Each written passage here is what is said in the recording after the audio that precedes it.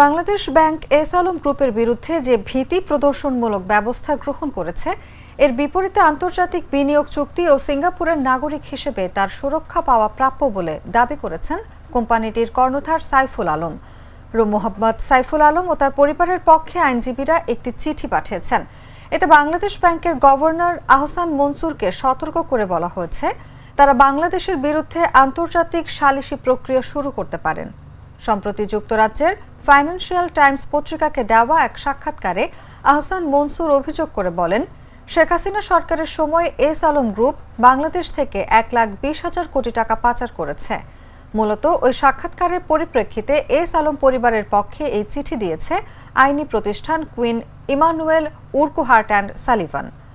অন্যদিকে সাইফুল আলম কবে সিঙ্গাপুরের নাগরিকত্ব পেয়েছেন সে বিষয়ে আইনি প্রতিষ্ঠানের কাছে ফাইন্যান্সিয়াল টাইমস জানতে চাইলে তারা সাড়া দেয়নি। তারা এখনও বাংলাদেশের নাগরিক কিনা তাও জানা যায়নি। সিঙ্গাপুর সরকারও ফাইন্যান্সিয়াল টাইমসের কাছে এ ব্যাপারে কোনো মন্তব্য করেনি।